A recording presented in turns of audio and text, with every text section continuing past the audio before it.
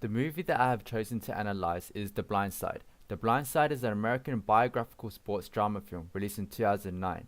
The film was written and directed by John Lee Hancock and is based on a book by Michael Lewis, published in 2006 called The Blind Side: Evolution of a Game. The film features Michael Orr, who is a player for the Baltimore Ravens and the Tennessee Titans. The film follows Michael Orr from his years at Wingate Christian College, his adoption by Leanne Tui and Sean Tui, and becoming an offensive lineman for the Baltimore Ravens. Even though this film has many elements of subtext, I'll be focusing on the subtext statement of your situation doesn't define you. You can define your own worth with how you choose to react to your own struggles. By focusing on this statement, I'll be analyzing certain parts of the film language elements of character, behavior and dialogue, cause and effect, sound and cinematography. Furthermore, the major themes in this movie are family, kindness, racism, and inequality. This analysis will also be showing examples of the hidden subtext in certain scenes that portray some of these themes. The opening scenes of the movie introduces the characteristics of Michael Orr, such as his poor lifestyle and obvious difference from everybody else. The scene showed Michael Orr visiting Wingate Christian School with Big Tony, who speaks to the school's coach, Bert Cotton, and tries to enroll Michael Orr alongside his son, introducing him as Big Mike. Big Tony mentions to the school that Michael Orr sleeps on his couch and his mum is on the crack pipe. Other scenes show that teachers also mention that he has a low IQ, low grades, and his previous schools are trying to make Michael Orr another school's problem. The only thing that gave Michael Orr an opportunity for enrollment was his ability to play sports. Well, look, what if somebody drops out or moves? Could they get in then? You only mentioned one son. That's right, Stephen. But there's another boy. Another boy. Yeah. Big Mike. Sleeps on my couch from time to time. It's a bad deal. You know, his mom's on that crack pipe. He ain't got nobody else. He just wanted to come along for the ride. They're here? Yeah. And the little one, that's Stephen. And the big one, Big Mike.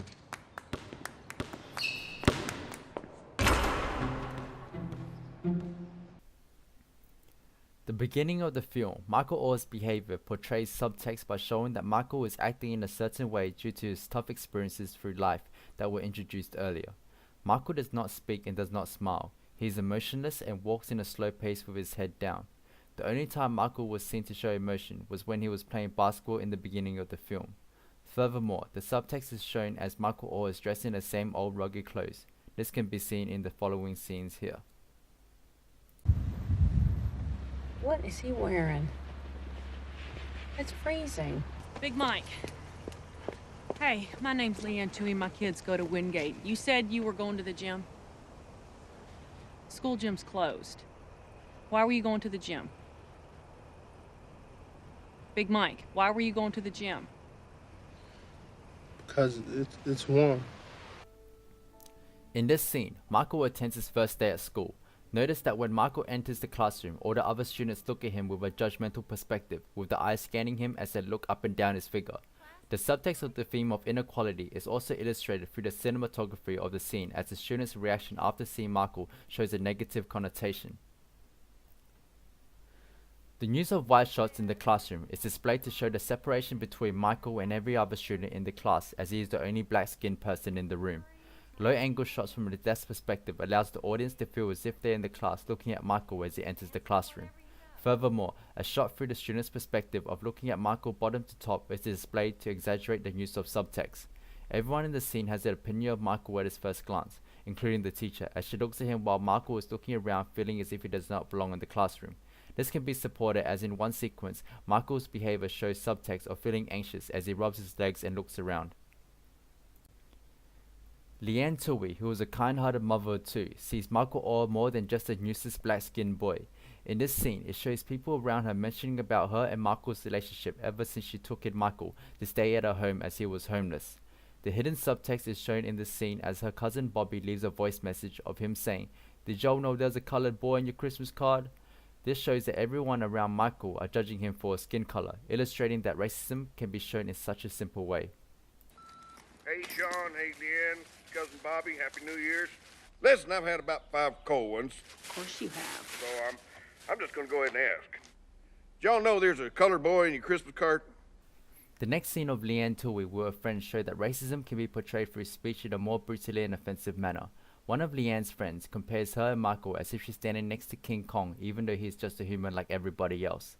Leanne continues to back him up by saying that he's a good kid, which demonstrates to the audience that Leanne is a good person and believes in her own opinions of what she thinks is best for herself. Her friends then joke to Leanne that she should adopt him and mention if it's a white guilt thing. One friend even asks, "Aren't you worried? I mean, even just a little? He's a boy, a large black boy, sleeping under the same roof." Leanne's behavior during this conversation shows a subtext of discrimination between white people and dark-skinned people. This scene portrays how the more privileged white people often look down on dark-skinned people who are evidently different from them. As Leanne defends herself, backfiring at her so-called friends, her character is depicted as a very understanding person who noticed Michael Orr's constant struggles and discrimination.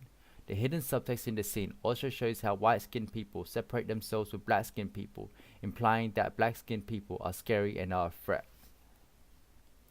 Looked teeny tiny next to him, right? Like Jessica Lange and King Kong. Hey, does Michael get the family discount at Taco Bell? Because if he does, Sean's gonna lose a few stores. He's a good kid. Well, I say you make it official and just adopt him. He's gonna be 18 in a few months. Doesn't really make much sense to legally adopt. Leanne, is this some sort of white guilt thing? Look, here's the deal. I don't need y'all to approve my choices, all right? But I do ask that you respect them. You have no idea what this boy's been through, and if this is gonna become some running diatribe, I can find an overpriced salad a lot closer to home. Leanne, I'm so sorry. We didn't intend to. No, we didn't, really. I think what you're doing is so great. To open up your home to him, and honey, you're changing that boy's life. No. He's changing mine. And that's awesome for you, but what about Collins? What about Collins? Aren't you worried? I mean, even just a little. He's a boy, a large black boy, sleeping under the same roof. Shame on you.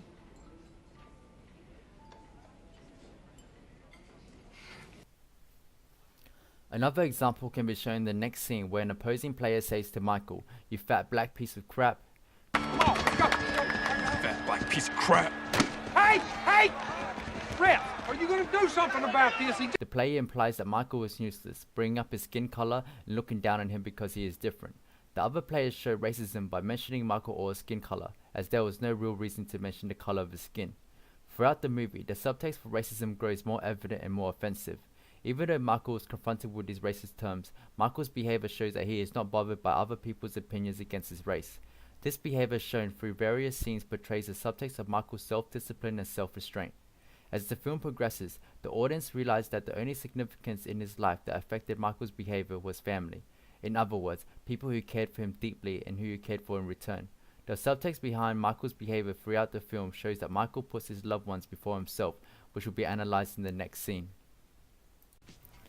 A jump cut is shown and music fades into the scene to change the mood. In the beginning of the scene, Michael is driving Leanne's son SJ.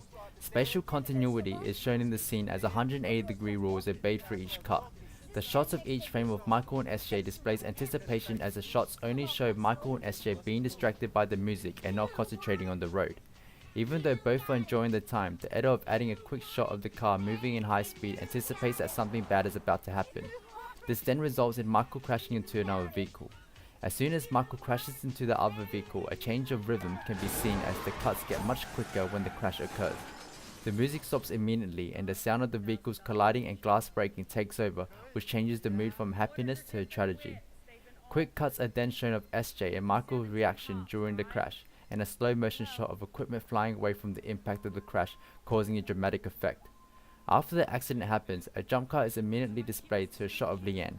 This jump cut keeps us curious of what happened after the crash, where we have to find out within Leanne's perspective that Michael put his arm out in front of SJ to protect him from getting significantly wounded. This scene supports the subtext of Michael being a caring character that does not want his loved ones to be hurt. This can be supported as Michael is seen crying for SJ's safety and disappointment in himself. The ending of the film concludes with Michael Orr receiving numerous scholarships to different colleges but decides to enroll with the college playing for Tennessee Titans to follow in Leanne's family's footsteps.